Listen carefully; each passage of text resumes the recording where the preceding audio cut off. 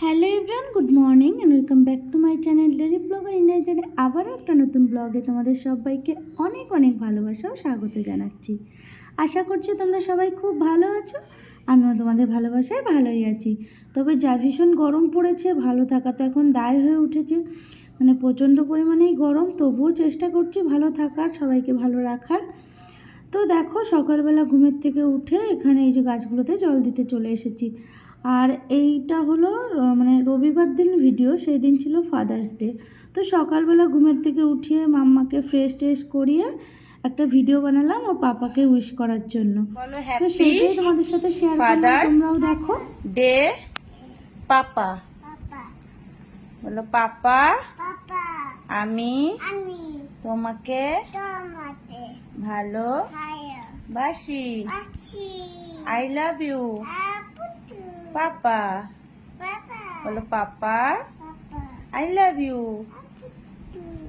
বলো, পাপা খাবার, পাপা দোকান বলো, পাপা খাবার, চকলেট। আবার বলো, পাপা হ্যাপি ফাদার্স ডে। তো দেখো, এখানে ফ্রেশ ট্রেশ হয়ে চলে এসেছি বিছনাটাকে তোলার জন্য। আর বিছনা চাদরটাকে চেঞ্জ করে দিলাম, একটা নতুন মানে ধোয়া বিছনা চাদর পেতে দিলাম।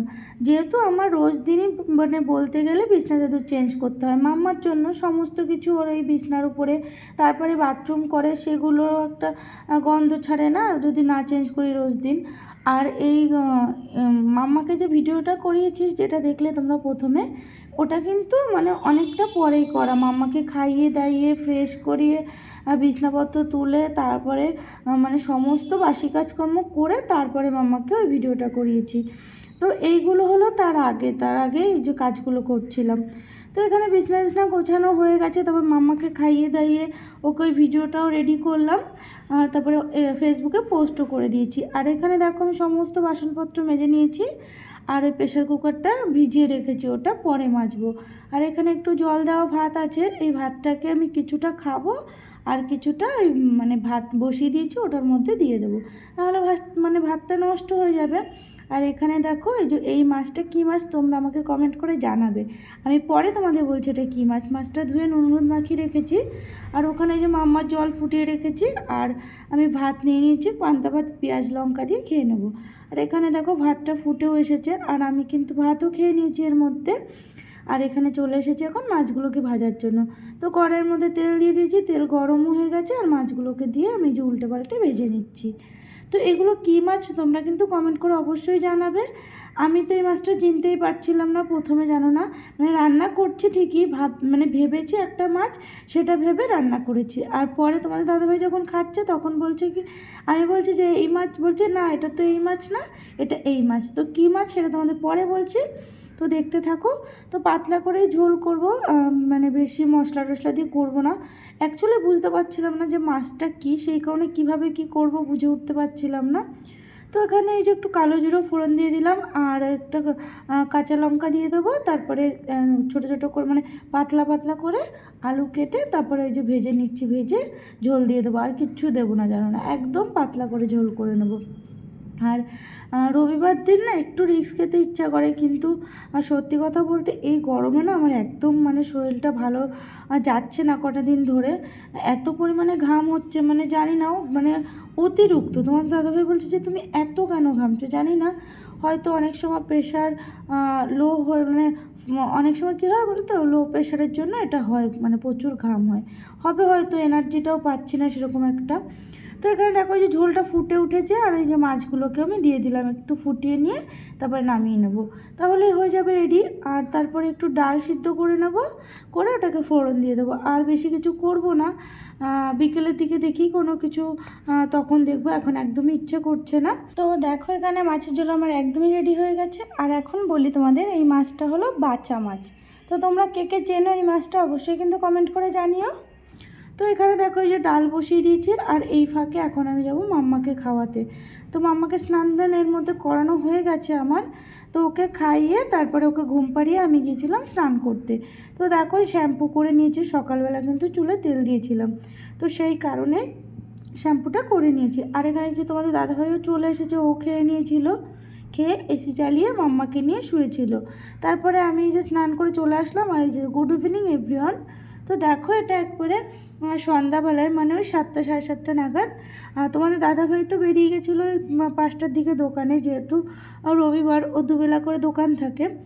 তো এই যে বিকেলের দিকে আমরা বেরিয়েছি, মানে বাজারের দিকে যাচ্ছি। তোমাদের দাদাভাই ওই দোকান থেকে মানে দোকান করে তারপরে একবারে আমাদের সাথে বাড়ি ফিরবে।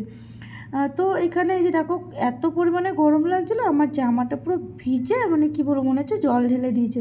মানে তোমার দাদাভাই দেখে বলছে কী অবস্থা, মনে হচ্ছে যে তোমাকে পুরো কেউ জল ঢেলে দিয়েছে। আমি আর বলো না, এত ঘামছি কেন বুঝতেই পারছি না। তো তারপরে এই যে মাম্মাকে নিয়ে গেলাম একটু, এই যে মাম্মার জন্য কয়েকটা জামা নিলাম, কারণ সামনেই মাম্মার বার্থডে, তো সেই কারণেই। আর এখানে এই যে তোমাদের দাদাভাইও দোকান করে চলে এসেছে, আর আমরা একটু কেক ডিজাইন দেখছিলাম, মাম্মার বার্থডের জন্য অর্ডার দেবো, সেই কারণেই কেকের ডিজাইনগুলো দেখছিলাম। আমাদের এখানেই একটা মিও আমের আছে, আর একটা এই যে নতুন একটা শপ খুলেছে, এটাতেও দেখছিলাম, আর মিও আমেরতে পরে যাব। তো ওটা আর ওই দিন হয়ে ওঠেনি, ভাবছি যে সোমবার দিন যাব। তো তারপরে এখানে চলে আসলাম এই যে বিরিয়ানি নিতে। তোমাদের দাদাভাই বলছে চলো তাহলে রাত্রেবেলা আর রান্নাবান্না ঝামেলা করতে হবে না, বিরিয়ানি নিয়েই একবারে বাড়িতে যাই, তো বিরিয়ানি খেয়ে নেবো। তো সেই কারণে এখান থেকে এই যে দেখো বিরিয়ানি নেওয়া হচ্ছে।